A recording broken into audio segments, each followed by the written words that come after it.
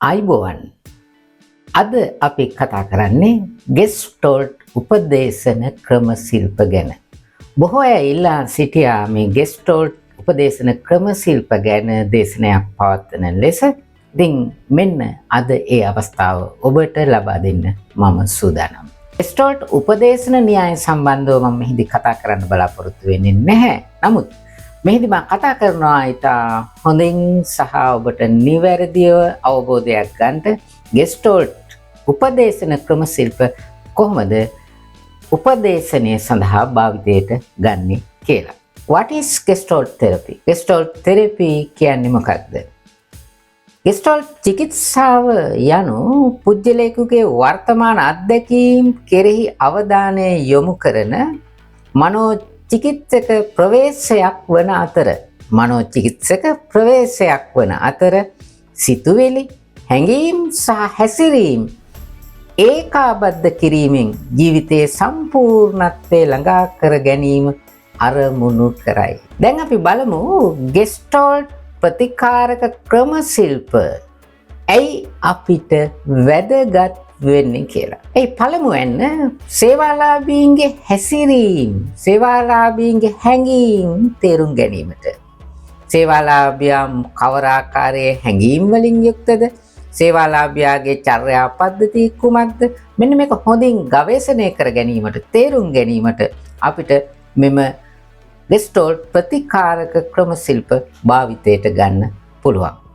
ඒ වගේම සේවා දායකයාගේ ක්‍රියාවන් සඳහා වගකීම සහ පිළිගැනීම ඇති කිරීම. මේදී සේවා දායකයා කියන්නේ අපේ සේවාලාභියා. මේ සේවාලාභියා යම් යම් කටයුතු, යම් යම් ක්‍රියාකාරකම් සිදු කරනු ලබනවා. ඒ සිදු කරනු ලබන ක්‍රියාකාරකම් වල බොහෝ වෙලාවට වගකීමක් දරන්නේ. අනුන් මතේ වගකීම පවරන්න උත්සාහ ගන්නවා. එවැනි වෙලාවන්හි ඒ කාර්යයේ ප්‍රමුඛ වගකීම් දරන්න තමා බව තේරුම් ගැනීමට ඉඩ හැරීම, එසේ කටයුතු කිරීම තුළින් ඔහු සමාජය තුළ හොඳ මානව සම්බන්ධතා ගොඩනගා ගනිමින් ජීවත් වෙන්නට අවශ්‍ය පරිසරය සකස් කරලා දෙන්න පුළුවන්. ඉතා වැදගත් තුන්වෙනි කාරණය, බොහෝ සේවාලාභීන් අතීතය ගැන සිතමින් සිටීම සිදු කරනවා. මෙහිදී අපි බලාපොරොත්තු වෙනවා අතීතය ගැන සිතමින් සිටීම වෙනුවට වර්තමාන මොහොත කෙරෙහි අවධානය යොමු කරවීමට මෙම ක්‍රම ශිල්පය අපි භාවිතයට ගන්නවා. වර්තමානයේ ක්‍රියාකාරීව, වර්තමානයේ විඳිමින් තමන්ගේ ගැටලු निराකරණය කරමින් ජීවත් වීමට අවශ්‍ය කුසලතාවය වර්ධනය කිරීම මෙම ගෙස්ටෝල්ට් ප්‍රතිකාරක ක්‍රම ශිල්පයේදී සිද්ධ කරනු ලබනවා. සිව්වැන්න ස්වයං දැනුවත්භාවය සහ සංනිවේදනය වැඩි දියුණු කිරීමෙන් සෞඛ්‍ය සම්පන්න සබඳතා ගොඩනගා ගැනීමට සලස්වනවා. තමා පිළිබඳ නිවැරදි අවබෝධය, තමා හිතන හැටි, තමාට හිතෙන හැටි, තමා කරන ක්‍රියාකාරකම් මොනවද කියලා මෙන්න මේ කරුණු කාරණා සම්බන්ධව නිවැරදි අවබෝධයක් ලබා ගන්න. ඒ වගේම යහපත් මානව සම්බන්ධතා ගොඩනගා ගැනීමටත් අවශ්‍ය කුසලතාවය මෙම ගෙස්ටෝල්ට් ප්‍රතිකාරක ක්‍රම ශිල්පයේදී භාවිතයට ගන්නවා. ගෙස්ටෝල්ට් ප්‍රතිකාරක න්‍යාය ආරම්භ වන්නේ 1950 සහ ඊට පෙර 1940 වැනි කාලවලදී. විශේෂයෙන් ගෙස්ටෝල්ට් චිකිත්සාව ජර්මනියේ උපන් මනෝවිශ්ලේෂකයෙකු වන පෙඩ්රික් පර්ස් සහ ඔහුගේ බිරිඳ ලෝරා පර්ස් සහ පෝල් ගුඩ්මන් විසින් නිර්මාණය කරන ලද බව අපි හොඳින් දන්නවා. ඔවුන්ගේ මෙම නිර්මාණාත්මක, උපදේශාත්මක, ඒ වගේම මෙම ක්‍රම ශිල්ප සංවර්ධනය කිරීම තුළින් තවමත් අපිට මනෝ චිකිත්සකවරයෙකුට, මනෝ උපදේශකවරයෙකුට මේ ගෙස්ටෝල්ට් ප්‍රතිකාරය භාවිතා කරන්න පුළුවන් වටපිටාව සැකසී තියෙනවා. දැන් අපි කතා කරමු ගෙස්ටෝල්ට් ප්‍රතිකාරක ක්‍රම ශිල්ප ගැන. ඒ පළමුවෙන් empty chair technique, ඉස්පුටු ප්‍රතිකාරක ක්‍රම ශිල්පය. මෙම හිස් පුටු ප්‍රතිකාරක ක්‍රම ශිල්පය අපිට පියවර 5කින් කතා කරන්න පුළුවන්. ඒ වගේම පියවර 5ක් අනුගමනය කරන්න පුළුවන්. ඒ පළමුවෙන් පුටුව සැකසීම, ඒ වගේම හිස් පුටුවට කතා කිරීම, භූමිකාවන් මාරු කිරීම, අත්දැකීම් සැකසීම සහ අත්දැකීම් ඒකාබද්ධ කිරීම. අපි බලමු දැන් කොහොමද හිස් පුටු ප්‍රතිකාර ක්‍රමයේ පළවෙනි පියවර පුටුව සැකසීම උපදේශකවරයා අවශ්‍ය කරන්නේ මොන ආකාරයටද කියලා. උපදේශකවරයා සේවාදායකයා ඉදිරිපිට හිස් පුටුවක් තබා ඔහුට නොවී සිඳුණු ගැටලු ඇති පුජ්‍යලයා එහි වාඩි වී සිටින බව සිතින් මවා ගැනීමට සේවාදායකයාගෙන් ඉල්ලා සිටිනවා. මෙය බොහෝ විට අම්මා වෙන්න පුළුවන්, තාත්තා වෙන්න පුළුවන්, මිතුරෙකු වෙන්න පුළුවන්, සහකරුවෙකු වෙන්න පුළුවන්, සහකාරියෙක් වෙන්න පුළුවන්, ආයතන ප්‍රධානියා වෙන්න පුළුවන්, තමා සමග එකට වැඩ කරන්නෙක් වෙන්න පුළුවන්. එතකොට එවැන්නෙක් මේ හිස් පුටුව ඉන්නවා කියලා හිතාගෙන ඒ පුජ්‍යලයා පිළිබඳ තමාට ඇතිවන හැඟීම්, තමාට ඇතිවන දෙබස් භාවිතා කරන්න ඉඩකඩ සලසා දෙන එකයි මෙහිදී පළවෙනි පියවර හැටියට අනුගමනය කරන්නේ.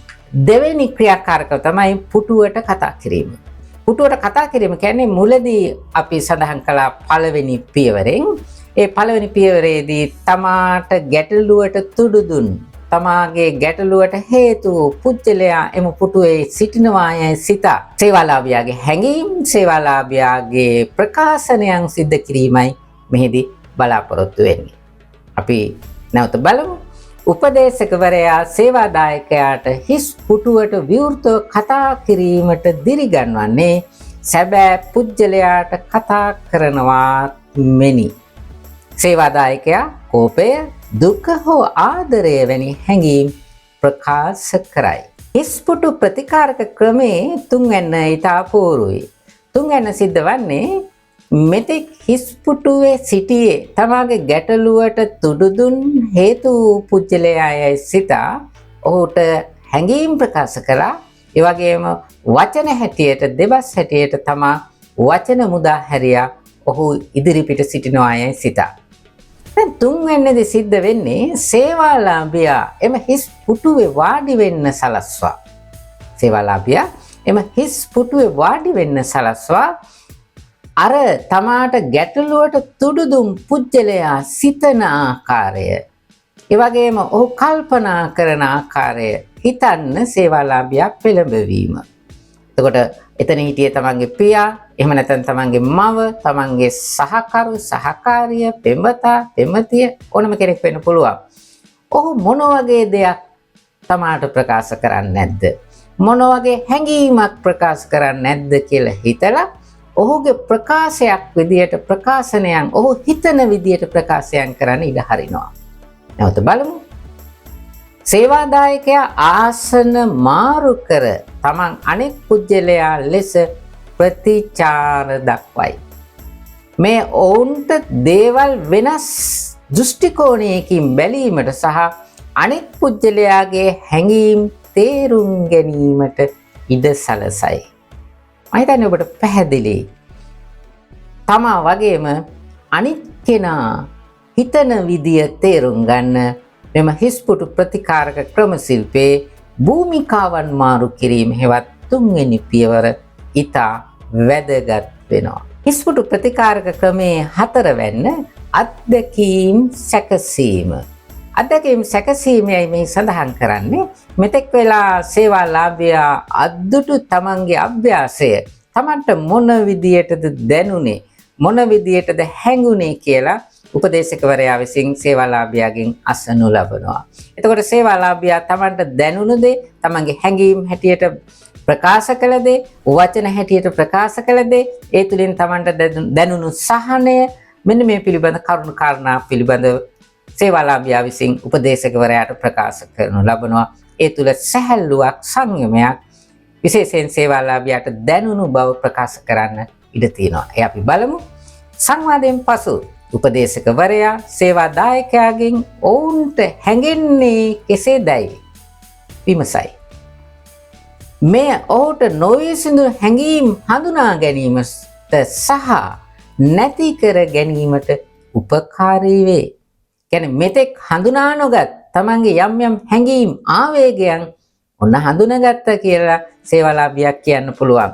ඒ වගේම මෙන්න මේ හැඟීම් මම නැති කළ යුතුයි කියන අවශ්‍යතාවයත් සේවාලාභියා තුළ ඇති වෙන්න පුළුවන්. හිස්පුටු ක්‍රමයේ පස්වැන්න සහ අවසානය අත්දැකීම් ඒකාබද්ධ කිරීම. අත්දැකීම ඒකාබද්ධ කිරීම කියන්නේ සේවාලාභියා දැන් උගත් දේ, දැන් අධ්‍යයනය කළ දේ, දැන් ඔහු තුලින් අභ්‍යාසයෙන් ඉගෙනගත් දේ නැවත නැවත මෙනෙහි කරන්න ඉඩකඩ සලසා දෙනවා. ටිකක් හිතන්න, ඔයා මේ අභ්‍යාසය තුළ ඔබ අභිමුඛයේ මවාගත් පුජ්‍යලයා ගැන ඔබට හිතුණු දේ, ඒ පුජ්‍යලයා හිතන ආකාරය පොඩක් හිතන්න, මෙනෙහි කරන්න. ඒ තුළින් ඔබේ පුජ්‍යලික වර්ධනය කොතෙක් දුරට වර්ධනය කරගන්න පුළුවන්ද? සමහර කරුණු කාරණාවලදී ඔබ ඉක්මන් වුණා වැඩි වෙන්න පුළුවන්. අනිත් පුජ්‍යලයා පැත්තෙන් නොබැලුවා වෙන්න පුළුවන්. ඒ නිසා මේ හොඳ අවස්ථාව ඔබට අලුත් විදියට හිතන්න, අලුත් විදියට දකින්න ගැටලුවක් දිහා කියලා කියන්න පුළුවන්. ඒ වගේම විශේෂයෙන් උපදේශකවරයා මෙහිදී මෙම ගැටලුවට මුල් දුන් පුජ්‍යලයා හිතපු ආකාරයේ, හිතන ආකාරයේ සහ සේවාදායකයාට දැනුණු හැඟුණු ආකාරය එකට ගලපලා ඒ එන කරුණු කාරණා සේවාලාභියාගේ වර්තමාන ජීවිතයත් එක්ක ගැලපීමත්, වර්තමානයේ තමන්ගේ ජීවන සංසිද්ධිය එක්ක කොහොමද මේ ඉගෙනගත් උගත් චර්යාවන්, හැඟීම් භාවිතා කරන්න කියලා කතා කරනවා. නැවතත් අපි බලමු. සේවාදායකයා තමන් ඉගෙනගත් දේ ගැන මෙනෙහි කරයි. ඔවුන්ට ඔවුන්ගේ හැඟීම්, සම්බන්ධතා හෝ පුජ්‍යලික වර්ධනය පිළිබඳ අවබෝධයක් ලබාගත හැකිය. උපදේශකවරයා මෙම අවබෝධයන් ඔවුන්ගේ දෛනික ජීවිතයට ඒකාබද්ධ කිරීමට ඔවුන්ට උපකාර කරයි. මෙම හිස් පුටු ප්‍රතිකාරක ක්‍රම ශිල්පයෙන් අපිට ලැබෙන ප්‍රයෝජන මොනවද? මෙහිදී අදහස් කරන්නේ උපදේශකවරයාටත් සේවාලාභියටත් ලැබෙන ප්‍රයෝජනය කුමක්ද? එහි පළමුවෙන් අවසන් වූ හැඟීම් හඳුනා ගැනීමට පුළුවන් සේවාලාභියාගේ යම් යම් හැඟීම්, ආවේගයන්, නිමාවක් වූ ආවේගයන්, තේරුම් ගත නොහැකි වූ ආවේගයන් හඳුනා ගැනීමට අවස්ථාව සැලසෙනවා. ඒ වගේම හැඟීම් නිදහස් කර ගැනීමට මෙතුවක්කල් මං කියන්න හිතාගෙන ඉන්නවා මේ මිනිස්සයාගේ මූණ දිහා බලන් කියන්න බෑ. නමුත් පරිකල්පනය මගින් අර හිස්පුටුවේ ඉන්න පුජ්‍යලයාට ප්‍රකාශසයන් වශයෙන් හෝ හැඟීම් වශයෙන් සේවාලාභියා ප්‍රකාශ කිරීමෙන් ඔහුගේ හැඟීම් මුදා හැරීමට අවස්ථාවක් සැලසෙනවා. ඒ වගේම තමා ගැන හඳුනා ගැනීමට සහ පුජ්‍යල වර්ධනය සඳහා ඇත්තටම මට මෙච්චර දවසක් මං ගැන මෙහෙම තේරුන්නේ නැහැ. ඔහු ගැන මට තිබුණේ මෙහෙම හැඟීමක් කියලා මට දැනුනේ නැහැ. ඒ වගේම ඔහුට මේ අවස්ථාවේදී මේ විදියට හැසිරෙන්න තිබුණා, නැත්නම් ඔහු හැසිරිච්ච ආකාරය හරි කියලා දැන් මට හිතෙනවා. මෙන්න මේ ආදී වශයෙන් තමාට තේරුම් ගැනීමටත්, ඒ වගේම ඒ තුලින් ආවේගයන් දැරීමට, ආවේග පාලනය කිරීමට, තමන්ගේ කුසලතා වර්ධනය කර ගැනීමටත් මෙම හිස්පුටු ප්‍රතිකාරක ක්‍රමය භාවිතයට ගන්න පුළුවන්. ඒ වගේම සම්බන්ධතා වර්ධනය කර ගැනීමට සහ අන් අය තේරුම් ගැනීමට හරිම වැදගත්. තමා ගැටලුවට තුඩු පුජ්‍යලයා වගේම එසේ ගැටලුවට තුඩු දිය හැකි පුජ්‍යලයන් සමග කොහොමද මම කටයුතු කරන්නේ? ඔවුන් මොන විදියට සිතනවා ඇද්ද? එසේනම් ඔවුන් බැහැරනකොට ඔවුන් සිතන විදිය තේරුම්ගෙන මනා ලෙස මානව සම්බන්ධතා පවත්වා ගන්නේ කොහොමද කියලා තේරුම් ගන්නත් සේවාලාභියාට මෙම ප්‍රතිකාරක ක්‍රම ශිල්පය, හිස්පුටු ප්‍රතිකාරක ක්‍රම ශිල්පය ඉතා වැදගත් වෙනවා. ගෙස්ටෝල්ට් ප්‍රතිකාරක ක්‍රම ශිල්පයේ දෙවැන්න තමයි here and now awareness. මේ මොහොතේ, මේ දැන්, මෙතන, මේ මොහොතේ මෙතන කියන හැඟීම තුළ ජීවත් වෙන්න සේවාලාභියා පෙළඹවීම. බොහෝ වෙලාවට අපි ඉන්නේ අතීතේ. බොහෝ වෙලාවට ඉන්නේ අපි අනාගතේ. මේ here and now ගැන කතා කරනකොට බුදුහාමුදුරුවෝ මේ ගැන හරි අපූර්වට විග්‍රහයක් කරනවා දෙවි කෙනෙකුට. පුංචි කතාවක්. දෙවියෙක් ඇවිල්ලා අහනවා මං හැමතැනම ඇවිද්දා ලස්සන අය මම දැක්කා. බලාගෙන ගියාම ඊට වඩා ඔබේ ශ්‍රාවකයෝ හරි ලස්සනයි. මේ වර්ණය පැහැපත්. හේතුව මොකද්ද ස්වාමීනි? බුදුහාමුදුරුවෝ මද සිනාපාල ප්‍රකාශ කරනවා අතීතං නානුසෝචන්ති නප්පටි පන්ති නාගතං පච්චුප්පන්නේන ඨාපෙන්ති තේන වන්නෝ පසීදති.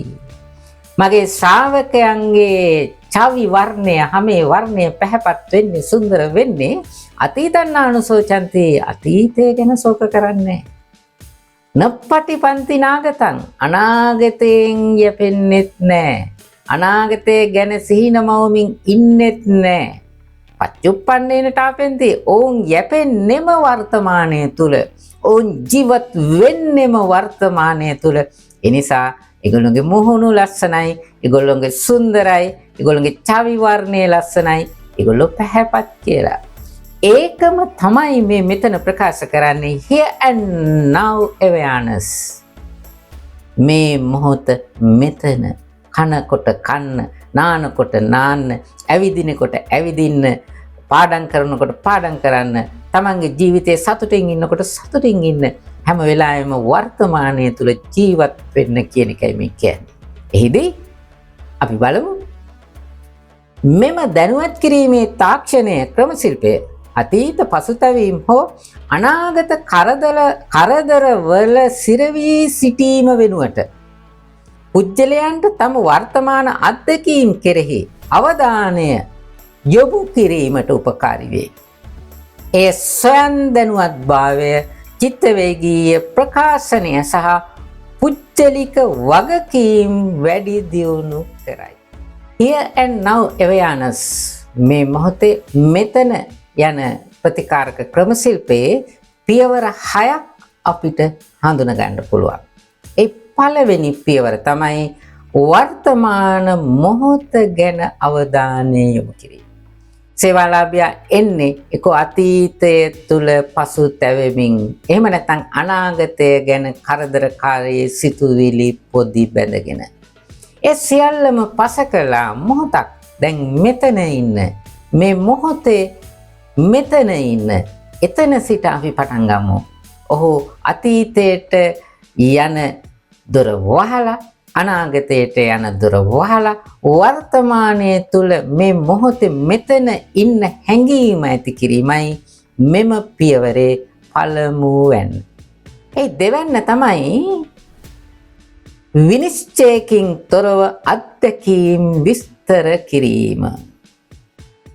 ඔබ මනෝවිශ්ලේෂණවාදී ක්‍රමශිල්පවලදී ඉගෙන ගත්ත ප්‍රී ඇසෝසියේෂන් නිදහස් සංගঠনය අදහස් නිදහසේ ගලාගෙන යන්න අවස්ථාව සේවාලාභියාට ලබා දෙනවා. ඒ හා සමාන ක්‍රමයක් තමයි මෙහිදී සිද්ධ වෙන්නේ. ඔහු කියන දෑ, ඔහු කරන දෑ, ඔහුගේ හැඟීම්, ඔහුගේ අංග චලනයන් පිළිබඳ විනිශ්චයක් නොමැතිව නිදහසේ ඔහු කියන දේ ඔහුට කියන්න ඉඩ හැරීම, ඔහුගේ හැඟීම් ඔහුට ප්‍රකාශ කරන්න ඉඩ හැරීමයි මෙම here and now ක්‍රමවේදයේ ක්‍රමශිල්පයේ දෙවැනි පියවර වෙන්නේ. තුන්වෙනි පියවර here and now awareness යටතේ වර්තමානයේ හැඟීම් ප්‍රකාශ කිරීම. මේ දවස්වල මම ඉන්නේ දුකින්. මේ දවස්වල මම ඉන්නේ කලකිරීමෙන්. මේ දවස්වල මට හරියට කේන්ති යනවා. මට යාගෙන පුදුම තරම් ආදරයක් තියෙන්නේ. මේ ආදී ඔහු තුල තියෙන හැඟීම් ප්‍රකාශ කරන්න ඉඩ හරිනවා.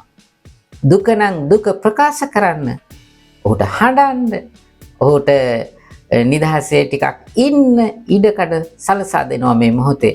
ඒ තුලින් ඔහුගේ භාවමය විරේකයක් සිද්ධ වෙනවා. ඒ තුලින් ඊළඟ පියවරට යන්න අපිට පහසු වෙනවා. වර්තමාන මොහොතේ ක්‍රියාකාරකම් වල නියැලීම.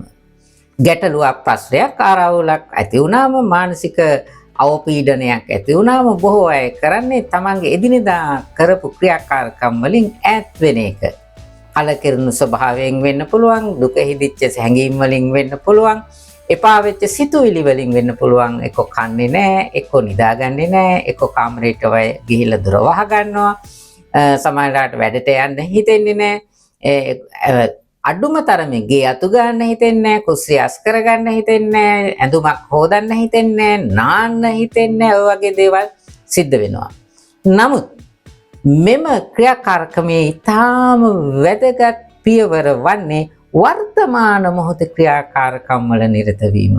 මම ටයිම් ටේබල් එකක් හදාගෙන, කාලසටහනක් හදාගෙන උදේ නැගිට්ටම මොනවද කරන්නේ? ඒ කාර්යාවලියන් සිද්ධ කරනවා. මම ආහාර ගන්නේ මොන වෙලාවටද? මම මේ මොහොතේ ආහාර ගන්නවා.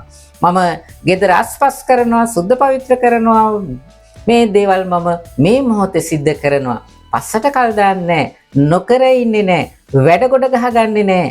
අන්න තමන්ගේ මේ මොහොතේ කළ හැකි ක්‍රියාකාරකම් මේ මොහොතේම සිද්ධ කිරීමයි මෙම ක්‍රම ශිල්පයේදී 4 වෙනි පියවරේදී සිද්ධ කරන්නේ. Here and now awareness ප්‍රතිකාරක ක්‍රම ශිල්පයේ පස්වැන්න ඊට වැදගත්. කලින් පියවරේදී අපි කතා කරා මේ වර්තමානයේ ජීවත් වීම, වර්තමාන මොහොතේ ජීවත් වෙනවා යන හැඟීමෙන් කටයුතු කිරීම, ක්‍රියාකාරකම් වල නිරත වීමේ වැදගත්කම.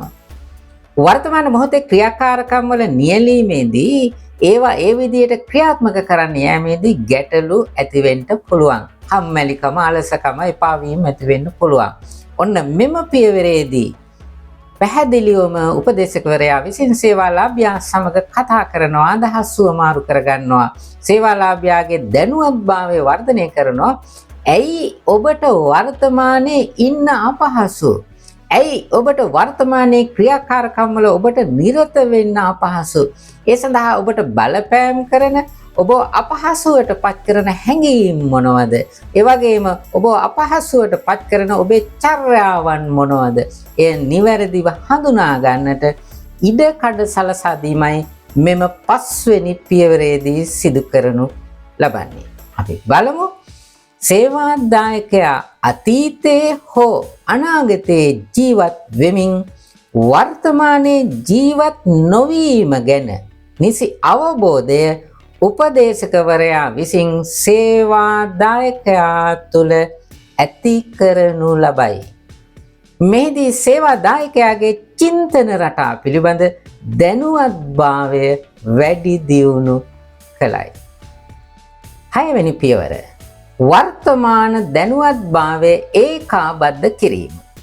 මෙම ක්‍රමශිල්ප ගෙස්ටෝල්ට් ප්‍රතිකාරක ක්‍රමශිල්පයේ වැදගත්ම දේ තමයි මේ හැම උගත් චර්යාවක්ම, උගත් දෙයක්ම වර්තමානයේ සංසිද්ධීන් සමග ඒකාබද්ධ කිරීම.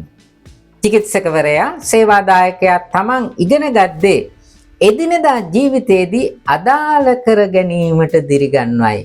එමගින් ඔවුන්ට සිහියෙන් සිටීමට සහ කාංසාව අඩු කිරීමට උපකාරී කරනවා, උපකාරී වෙනවා. ඒ පිළිබඳ දැනුවත්භාවය වර්ධනය කරනවා.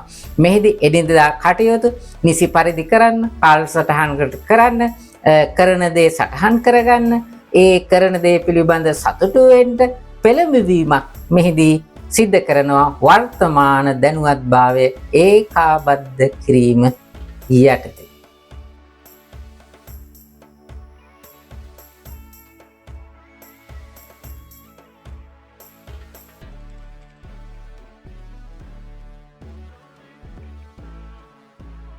ගෙස්ටෝල්ට් ප්‍රතිකාරක ක්‍රම ශිල්පයේ 3 වෙනි ප්‍රතිකාරක ක්‍රම ශිල්පයයි තමා මූලික කරගත් ප්‍රකාශය. I statement technique. මම යන හැඟීමෙන් මාගේ ප්‍රකාශයන් මා විසින් සිදු කිරීම පිළිබඳ වගකීම දැරීම, අන් අයට වගකීම් නොපවරා තමාගේ වගකීම හරියට හඳුනා ගැනීමට ඉඩකඩ සලසා දෙන ක්‍රම ශිල්පයක් තමා මූලික කරගත් ප්‍රකාශය. ඒ තවදුරටත් බලමු. ගෙස්ටෝල්ට් චිකිත්සාවේ මම ප්‍රකාශන තාක්ෂණය, එහෙම නැත්නම් ක්‍රම ශිල්පය, පළමු පුජ්‍යල ප්‍රකාශන භාවිතා කිරීමෙන් තම සිතුවිලි හැඟීම් සහ ක්‍රියාවන් සඳහා පුජ්‍යලික වගකීම බාර ගැනීමට පුජ්‍යලයින් දිරිමත් කරයි. මෙම තාක්ෂණය එහෙම නැත්නම් ක්‍රම ශිල්පය සේවාදායකයින්ට වඩාත් ස්වයං දැනුවත් වීමට සහ ඔවුන්ගේ අත්දැකීම් සඳහා අන් අයට දොස් පැවරීමෙන් වැළකී සිටීමට උපකාරී වේ. තමා මූලික කරගත් ප්‍රකාශනය ස්ටේට්මන්ට් ටෙක්නික් ක්‍රම ශිල්පයේ පියවරයන් 5ක් අපි මෙහිදී හඳුනා ගන්නවා. ඒ පළමුවන තමා වී සිදු කරන ප්‍රකාශවල වැදගත්කම හඳුනා ගැනීම. තමා වී මා වී මමම වී සිදු කරන ප්‍රකාශවල වගකීම එහෙම නැත්නම් වැදගත්කම තමා පළමුව අවබෝධ කර ගැනීම අවශ්‍ය බව සේවාලාභියාට මෙහිදී ප්‍රකාශ කරනවා. ඒ වගේම එහි වැදගත්කම උපදේශකවරයා විසින් පවසා සිටිනු ලබනවා. අපි බලමු. මම ප්‍රකාශ භාවිතා කිරීම සේවාදායකයින්ට අන් අයට දොස් පැවරීම වෙනුවට ඔවුන්ගේ හැඟීම්වල හිමිකාරීත්වය තමා ලබා ගැනීමට උපකාරී වන බව චිකිත්සකවරයා උපදේශකවරයා පැහැදිලි කරයි. අනුන්ට බැන බැන ඉන්නේ නැතුව, අනුන් ගැන හිත හිතා ඉන්නේ නැතුව, තමන්ගේ වරද අනුන් පිට පටවන්නේ නැතුව, ඒ දේ පිළිබඳ වගකීම් දැරීම, ඒ දේ පිළිබඳව තමාගේ වගකීම තමා තුළ තහවුරු කර ගැනීම තුළින් තමාට අභිමානයකුත් ශක්තියකුත් ලබා ගන්නට පුළුවන්. ඒ වගේම අන් අය කෙරෙහි තියෙන වැරදි ප්‍රතිරූපයන් ඉවත් කරගන්නත් ඉඩකඩ සැලසෙනවා බව දැනුවත් කිරීමයි මෙහි පළවෙනි පියවර වෙන්නේ. දෙවැන්න තමා මූලික කරගත් ප්‍රකාශන ක්‍රම ශිල්පයේ ඔබ ප්‍රකාශන මම ප්‍රකාශන ලෙස ප්‍රතිස්ථාපනය කිරීම. හුඟක් වෙලාවට අපි කියන කරුණු කාරණා තමයි මේ මිනිහ හින්දා තමයි ඔක්කොම උනේ. මේ ගෑණි තමයි මේ හැම දෙයකම මුල. වරද දකිනවා අන් කෙනා තුලින්. වැරද්ද පවරනවා අන් කෙනාට. ඒ වෙනුවට මම ප්‍රකාශනයේ වැදගත්කම සිද්ධ වෙන්නේ මට මේ ගැන තව හිතන්න තිබුණා. මේ ගැන මම එච්චර හිතපු නැති එක තමයි මේ හැම දෙයකම මුල. මීට වඩා මට වගකීමක් දරන්න තිබ්බා. මේ ගැන තව ටිකක් මට හිතන්න තිබුණා. මීට වඩා මට සංවිධානගත වෙන්න තිබුණා. අන්න ඔබ වෙනුවට මම වගකීම් දරමින් මම ප්‍රකාශ බවට පත් වෙනවා. එහි ගැටලුවේ වගකීම තමා ලෙස දකින්න උත්සාහ ගන්නවා. බලමු අන් අයට චෝදනාත්මක ප්‍රකාශ සිදු කරනවා වෙනුවට සේවාලාභියාගේම අත්දැකීම් පිළිබිඹු කරන ප්‍රකාශ සිදු කිරීමට පෙළඹවීම. මම අර කලින් සඳහන් කරපු උදාහරණ ඊට ගැලපෙනවා. තුන්වැන්න හැඟීම් පැහැදිලිව ප්‍රකාශ කිරීම. බොහෝ වෙලාවට තමා වැරදි යයි අන් අය හිතා හෝ තමා පිළිබඳ වැරදි ආකල්ප අන් අය ගොඩනගා ගනිමි කියා හිතා හෝ බොහෝ හැඟීම් ප්‍රකාශයන් සිදු කිරීමෙන් බොහෝ අය වැළකී සිටිනවා. මම මේ දේ කිව්වොත් මං ගැන වැරදි විදියට හිතාවි. එහෙම ආරක්ෂණ ප්‍රියවරයන් අනුගමනය කරනු ලබනවා. ඒක එච්චර හොඳ දෙයක් නෙමෙයි. පස්සේ බොහෝ ගැටලුකාරී ස්වභාවයකට මුහුණ පාන්න ඉඩ තියෙනවා. එනිසා වක්‍ර හෝ තමා ආරක්ෂා වන ප්‍රකාශ කිරීම වෙනුවට තම හැඟීම් පැහැදිලිව ප්‍රකාශ කිරීමට සේවාදායකයා දිරිමත් කරනවා. තුන්වෙනි අධීරයේදී තමා මූලික කරගත් ප්‍රකාශනය යන ක්‍රම ශිල්පයේ යටතේ ඉතා වැදගත් පියවරක් වෙන්නේ මේ හතරවෙනි පියවර. අවශ්‍යතා සහ ආශාවන් හඳුනා ගැනීම. හුඟක් අය කියන්නේ පෙළඹිලා ඉන්නවා මට ජීවිතේ පා වෙලා තියෙන්නේ. මැරෙන්න බැරි හින්දා ඉන්නේ. මේ ළමයි ටික නැත්තම් මම මොනවා හරි කාලෙම මෙලහකට මැරිලා. එහෙම නැත්තම් මේ ගෑණි නැත්තම් මං ඉතින් අනේ මං ජීවිතෙන් පලා ගිහිල්ලා මැරිලා. මම කියලා සමහරලාට ඕනි ප්‍රකාශයන් සිදු කරනවා. සමහරු කියනවා ඉතින් මැරිලා තව තැනක ඉපදිලා ආයි දුක් විඳිනවට වඩා මේ ඉතින් මේ දුක් ජීවිතේ මම ගත කරනවා මට එපා වෙලා තියෙන්නේ. ඔය වගේ පසුතැවුණු ස්වභාවයක්, කලකිරුණු ස්වභාවයෙන් යුතුව මැලවුණු මුහුණින් යුතුව බොහෝ අය ජීවත් වෙනවා. එපා වෙච්ච විදියට. අන්න එහෙම හිතනව වෙනුවට අවශ්‍යතා සහ ආශාවන් හඳුනා ගැනීමට ඉඩකඩ සලසා දීමයි මෙම පියවරේදී සිදු කරනු ලබන්නේ ඉතා හොඳ ක්‍රමයක්. අවශ්‍යතා මොනවද? මට එපා වෙලා තියෙන්නේ නෑ. ඔයාට මොනවද ඕන? මේ පෞල් ජීවිතේ ලස්සනට ගත කරන්න. හැමදාම මිනිස්සයා බීගෙන එනවා. එහෙම නැතුව මේ මිනිස්සයා සුන්දර විදියට ලස්සනට එනවා නම් ගෙදරට. ඒ වගේම මේ ළමයි හැමදාම කියන දේ අහන්නේ නෑ. ළමයි හොඳට කියන දේ අහලා පිළිවෙලකට ඉන්නයි මං කැමති. අන්න කැමැත්ත, අභිරුචිය, ආශාව, බලාපොරොත්තුව ප්‍රකාශ කරන්න ඉඩ හරිනවා. ඒකට කලකිරීම වෙනුවට ආදේශ වෙනවා අවශ්‍යතාවය, කැමැත්ත, රුචිකත්වය, උවමනාව. හරිම වැදගත් ක්‍රමයක්. ඒ තුලින් අන්න කලකිරීම බැහැර කරන්න, ඒ වගේම පීඩනය ඉවත් කරගන්න හොඳ ක්‍රම ශිල්පයක්, හොඳ පියවරක්. අපි බලමු අවශ්‍යතා සහ ආශාවන් හඳුනා ගැනීම. උපදේශකවරයා සේවාදායකයාට කලකිරීම ප්‍රකාශ කිරීම ඉඩ දෙනවා වෙනුවට ඔහුට අවශ්‍ය දේ හෝ අපේක්ෂා කරන දේ හඳුනා ගැනීමට උපකාර කරයි. පස්වැන්න සැබෑ ජීවිත තත්වයන් තුළ පුහුණු වීම. මේක හරිය වැදගත්. අපි පන්ති කාමරයක වෙන්න පුළුවන්, උපදේශන මධ්‍යස්ථානයක වෙන්න පුළුවන්, එහෙම නැත්නම් උපදේශකවරයා ඉදිරිපිට වෙන්න පුළුවන්. මොන දේ කළත් නැවත ගොස් ජීවත් වෙන්නේ තමගේ පරිසරය තුළ. ඒකට පරිසර බද්ධව ලබන පුහුණුව, එදිනෙදා ක්‍රියාකාරකම් තුලින් ලබන පුහුණුව තමයි ඉතා වැදගත් වෙන්නේ තමන්ගේ ජීවන තත්ත්වය වැඩි දියුණු කරගන්න. එතකොට මෙහිදී නිවැරදිව sannivedanaya සිදු කරමින් අනුන්ට දොස් නොපවරා තමා මූලික කරගත් ප්‍රකාශයන් සිදු කරමින් කටයුතු කිරීම හරිම වැදගත්. ළමයි අතු ගන්නවකෝ, අර රෙදි ටික ගේනවකෝ, මේ ටික කරනවකෝ, ඔය වගේ කතන්දර බොහෝ වෙලාවට ගෙවල් වලදී අහනවා වෙන්න පුළුවන්. අපි මේ දේ කරමු, අපි මිදුල අතු ගාමු, අපි අද රැට උයමු, අද අපි කට්ටියම කඩින් කමු. දැන් අර එහෙම අන්නයට දොස් නොපවරා එක්ක අපි එහෙම නැත්නම් මම උත්තම පුරුෂයෙන් කතා කිරීම හරිම වැදගත්. මං උයන්නම් නැත්නම් මං එළවලු කපන්නම්, ඔයා පොල් ටික ගන්න. අර එහෙම වෙන්න පුළුවන්.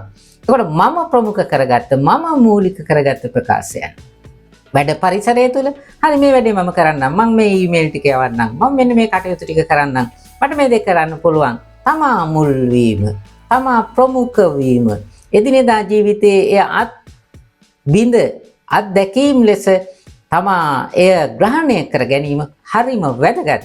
මෙන්න මේ තමා මූලික කරගත් ප්‍රකාශයන්ගේ පස්වැන්න සැබෑ ජීවිත තත්වයන් තුළ පුහුණු වීම. බලමු. වඩා හොඳින් sannivedanaya කිරීමට සහ සෞඛ්‍ය සම්පන්න සමදතා ගොඩනගා ගැනීමට මම ප්‍රකාශ ඔවුන්ගේ එදිනදා ජීවිතයේ දී භාවිතා කිරීමට සේවාදායකයා දිරිමත් කරනු ලැබේ.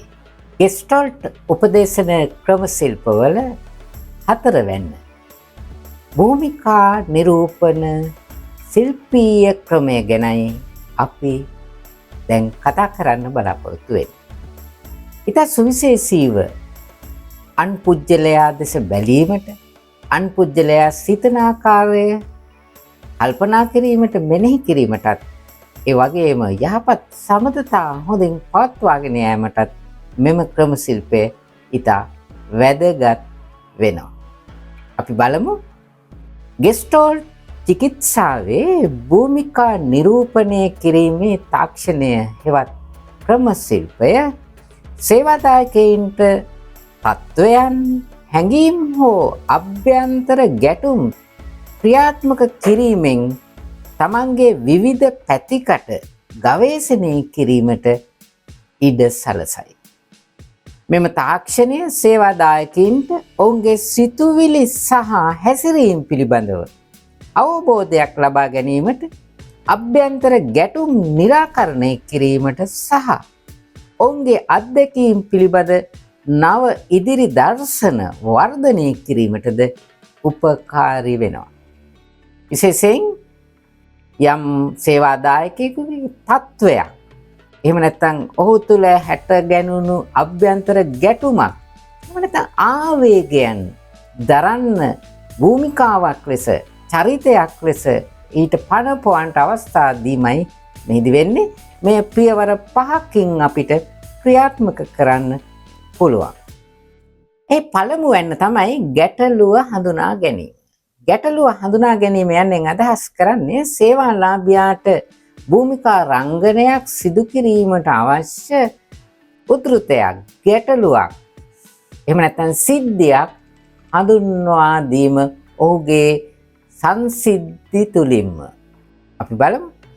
උපදේශකවරයා සේවාදායකයාට ගවේෂණය කළ යුතු ගැටුමක්, චිත්ත වේගයක් හෝ අතීත අත්දැකීමක් හඳුනා ගැනීමට උපකාර කරයි. සේවාලාභියා සමග සාකච්ඡා කරලා ඔහුගේ අතීතයේ එක්ක සංසිද්ධියක් එහෙම නැත්නම් ඔහු තුල හටගැනුණු ගැටුම්කාරී ස්වභාවයක් මානසිකව වෙන්න පුළුවන්. එහෙමත් නැත්නම් චිත්තාවේගයක්, මට දුක හිතෙනවා, මට එපා වෙලා තියෙන්නේ, මට කලකිරෙනවා, ඔය ආදී ආවේග වෙන්න පුළුවන්. ඒකට එවැනි දෙයක් හඳුනාගෙන එය සේවාලාභියාට නිරූපණය කරන්නට අවශ්‍ය පසුබිම සකස් කිරීමයි පළවෙනි පියවරෙන් සිද්ධ වන්නේ. දෙවැනි අවස්ථාව භූමිකාවන් පැවරීම. ඒ කියන්නේ කලින් අපි ගැටලුවක් හඳුනා ගන්නවා, එහෙම නැත්නම් තත්වයක් හඳුනා ගන්නවා, සිද්ධියක් හඳුනා ගන්නවා. එහිදී උපදේශකවරයා විසින් සේවාලාභියාට වෙනත් පුජ්‍යලයකගේ හෝ එහෙම නැත්නම් භූමිකාවක් හඳුනා ගන්නට ඉඩ හරිනවා. ඒ භූමිකාව රඟ දක්වන්න අවස්ථාව සලසා දෙනවා. අපි බලමු. උපදේශකවරයා සේවාදායකයාගෙන් Taman වෙනත් පුජ්‍යලයක හෝ වස්තුවක් වැනි නිශ්චිත භූමිකාවක් නිරූපණය කරන ලෙස ඉල්ලා සිටී. අවශ්‍ය නම් උපදේශකවරයාටද භූමිකාවක් නිරූපණය කළ හැකියි. මෙහිදී යම් චරිතයක් වෙන්න පුළුවන්. එහෙම නැත්නම් Tamanට දැඩිව වද දෙන යම් වස්තුවක් වෙන්න පුළුවන්. සමහර විට ගෙදර තියෙන සේප්පුව කතා කරන එක, පර්ස් එක කතා කරන එක ආදී දෙයක් වෙන්නත් පුළුවන්.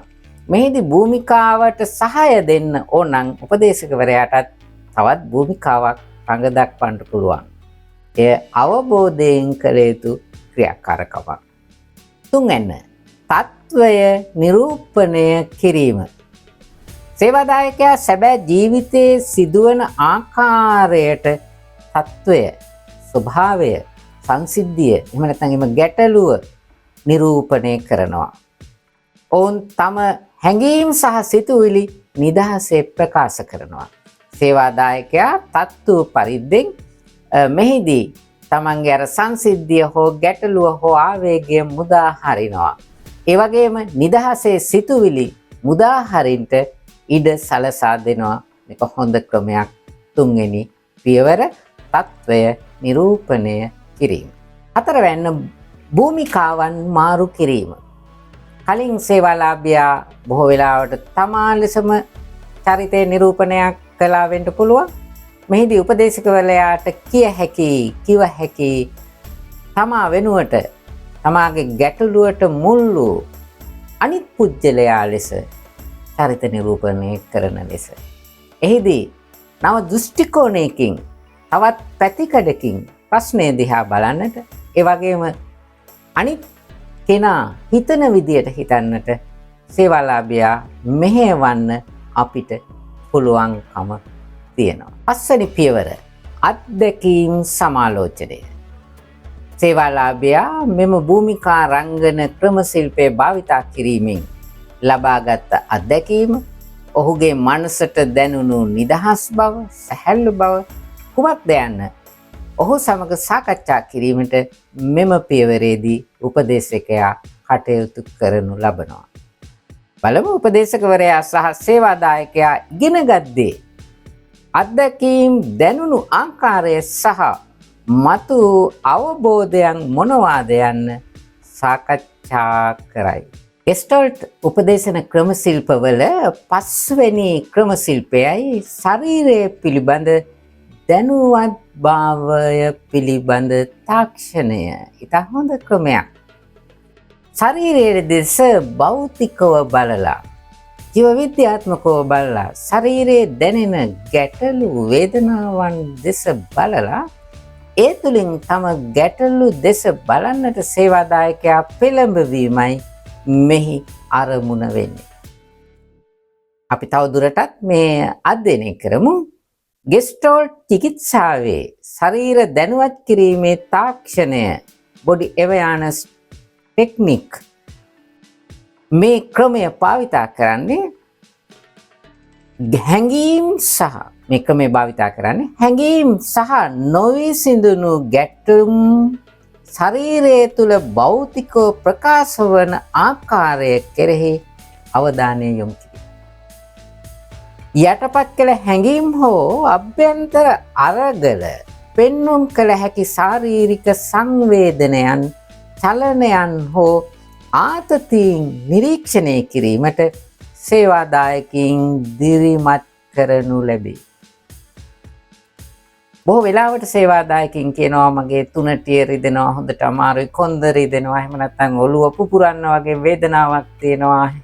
ඒ වගේ එහෙම නැත්නම් මගේ අතපය හරි වේදනයි, නමන්න බෑ වගේ බොහෝ දේවල් කියනවා. වෛද්‍යවරු ළඟට ගිහිල්ලා බෙහෙත් ගන්නවා. බොහෝ වෙලාවට ඒ රෝගය ඒ වේදනාවන් සුව වෙන්නේ නැහැ. ආපස්සට හොයාගෙන යනකොට පේනවා ඔහු ඉන්නේ ලොකු ගැටලුකාරී ස්වභාවයක, ප්‍රශ්න ගොඩක. ඒ ප්‍රශ්නත් එක්ක මේ තියෙන වේදනාවන් එකිනෙකට සම්බන්ධතාවයක් තියෙන බව බොහෝ වෙලාවට පේනවා. ඒ නිසා මේ බොඩි එවයානස් ටෙක්නික් එක එහෙම නැත්නම් ශරීරය පිළිබඳ දැනුවත්භාවය පිළිබඳ තාක්ෂණය අපිට හොඳට භාවිතා කරන්න පුළුවන්. මේ සේවාලාභියා සංයමයකට පත් කරන්න, සැහැල්ලු කරන්න අපි ඒ පියවරයන් ගැන දැන් කතා කරමු. මේ පළවෙනි පියවර තමයි ශරීර දැනුවත්භාවය දිරිමත් කිරීම. ඇත්තටම සේවාලාභියාට තම ශරීරය තුලින් දැනෙන පීඩනය, වේදනාව කුමක්දයි හඳුනා ගන්න ඉඩ හරිනවා.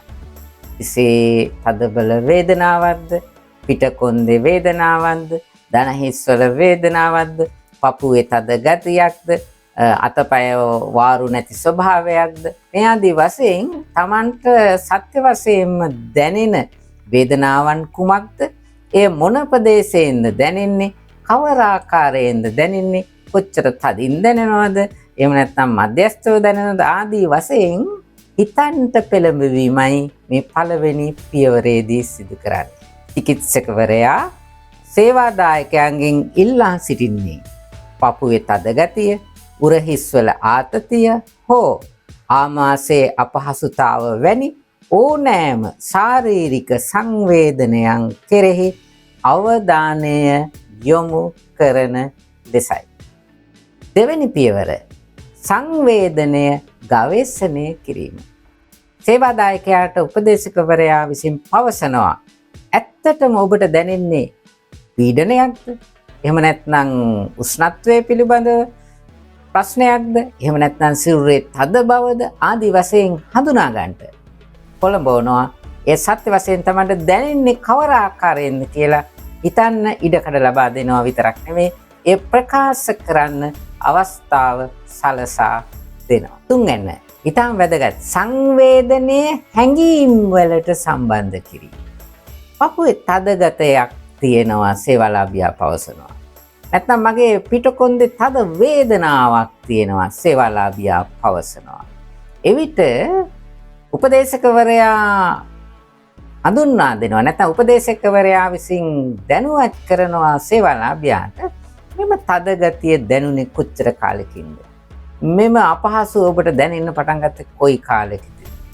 ඒ කාලය තුල ඔබට දැනුණු හැඟීම් මොනවද? ඔබ යම් ගැටලු වල හිර වෙලා තිබ්බද? ඔබට යම් ප්‍රශ්න තිබ්බද මානසික? බොහෝ වෙලාවට සේවාලාභියා පවසයි ඔව් මට අවුරුදු 18 20 විතර එහෙම නැත්නම් මට පොඩි කාලේදී කුඩා කාලේදී එහෙම නැත්නම් තව අවුරුද්දකට දෙකකට කලින් මට මෙහෙම ප්‍රශ්න ගොඩක මම හිටියා. ඒ ප්‍රශ්න වල මුල මේක වෙන්නේ නැති. නැත්නම් ඒ ප්‍රශ්න නිසා මට මේ වේදනාව තදගතිය ආරම්භ වුණා කියලා මම හිතනවා කියලා අන්න හැඟීම් සහ සංවේදනයේ එකට ගලපනවා සේවාලාභියා. එය හොඳ අවස්ථාවක් මේ ඇති වෙන අපහසුව පහ කර හැරින්න ඔහුගේ ගැටලුව සහ හේතුව හඳුනා ගැනීමට සේවාලාභියා පෙළඹවීම. හතරවැන්න හැඟීම් ප්‍රකාශ කිරීම සහ මුදා හැරීම. මට තද බල කෝපයක් දැනෙනවා. මට තද බල කේන්තියක් දැනෙනවා. වගේ ප්‍රකාශයක් කරනවා වෙන්න පුළුවන් සේවාලාභියා.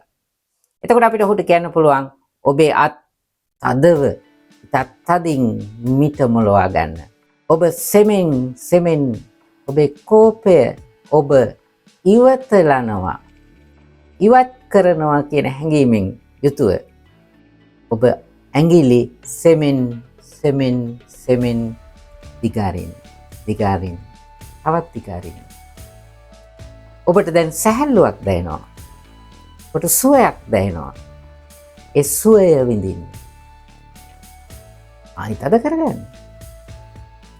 ඔබේ කෝපය ඔබ මුදා හරිනවා. ඔබ සැහැල්ලු වෙනවා. ඔබ ඇඟිලි දිගාරිනවා. ඇඟිලි සැහැල්ලු වෙනවා. අවශ්‍ය නම් මේ විදිහට මෙහෙම ඇඟිලි මෙහෙම තවත් සැහැල්ලු වෙන්න ගසන්න පුළුවන්. සුවතාවයක් දැනෙනවා. මස් පිඩු තදින් හකුලුවා. ඒයිතා සෙමින් මෘදු ලෙස මුදා හරින්න පුළුවන්. අත තද කරලා සෙමින් අපිට මුදා හරින්න පුළුවන්. ඒ මොහොතේ ඔහු කරන්නේ මේ කායික ක්‍රියාවලිය සමග මානසිකව ඇතිවෙන ආවේගයන් මුදා හරින්න. මට දුක හිතෙනවා. මම ඒ දුක මුදා හරිනවා. මෙන්න මේ වගේ හැඟීම් සමග ඔහුගේ මේ කායික ක්‍රියාවලිය සැහැල්ලු වීමේ ක්‍රියාවලියක් විදියට මුදා හරින්න පුළුවන්. මෙම අභ්‍යාසය කරනකොට බොහෝ දුරට සේවාලාභියා සැහැල්ලුවටපත් වෙනවා. මෙය හොඳින් අත්හදා බලන්න සහ මෙය හොඳින් පුහුණු වී සේවාලාභියා සමග ක්‍රියාත්මක කරන්න. ශරීරය පිළිබඳ දැනුවත් භාව තාක්ෂණයේ ක්‍රම ශිල්පයේ පස්වැනි පියවර පස්වැන්න අත්දැකීම් පරාවර්තනය කිරීම. සැබවින්ම සේවාලාභියාට මෙම ක්‍රම ශිල්පය භාවිතා කිරීමේදී දැනුණු දේ සාකච්ඡා කරනවා. උට හැඟුණු දේ සාකච්ඡා කරනවා. ඔහු සමහර විට කියාවේ මට දැනුන්නේ නෑ මෙච්චර කල් මගේ උරහිස්වල මෙච්චර තද ගතියක් තිබුණා කියලා. මට තේරුන්නේ නෑ දැන් තමයි තේරෙන්නේ. දැන් ඒක ඔහු නිදහස් කරගන්න ඉඩ හරිනවා. ඒ වගේම ඒ තද ගතිය ඇතුලේ මේ ගැටලු මේ හැඟීම් මෙන්න මේ ප්‍රශ්න හින්දායි කියලායි මට දැන් තේරෙන්නේ. නම් එයට පිළියම් සකසනකොට මේ වේදනාව නැති වෙනවා කියලා මම දන්නවා. අන්න සේවාලාභයාගේ අත්දැකීම් පරාවර්තනය කිරීම තුළින් ඔහුගේ ගැටලු निराකරණය කරගන්න ඉඩකඩ සලසා ගන්න පුළුවන්. අද අපි කතා කරේ ගෙස්ටෝල්ට් උපදේශන ක්‍රම ශිල්ප ගැන. අදහස් කොමාරු කරගන්න ඔබට ඉඩකඩ තියෙනවා. පහළ කමෙන්ට්ස් වල ඔබේ අදහස් මට ඉදිරිපත් කිරීමෙන් තවත් බොහෝ කරුණු කාරණා ඔබට ඉදිරිපත් කරන්න ඉඩකඩ තියෙනවා. ගෙස්ටෝල්ට් උපදේශන ක්‍රම ශිල්පයේ තුල තවත් වැඩි දියුණු ක්‍රම ශිල්ප අපිට හඳුනා ගන්න පුළුවන්. අතිශෝක්ති ක්‍රමය, ආපසු හැරවීමේ තාක්ෂණය, සංවාද ක්‍රමය, සිහින වැඩ පිළිවෙල, හැඟීම් සමග නතර වීම වාදී ක්‍රම ශිල්ප. ඉතින් ඒ නූතනයේ ගොඩ නැගිච්ච මෙම ක්‍රම ශිල්පත් ඉදිරි වීඩියෝකින් ඔබට ඉදිරිපත් කරන්න මම බලාපොරොත්තු වෙනවා. යලිත් ඊමන්සල සාර සංග්‍රහය සමග නවතම මනෝවිද්‍යාත්මක උපදේශනාත්මක දේශනයකින් හමු වෙමු. ඔබ හැමට තෙරුවන් සරණයි.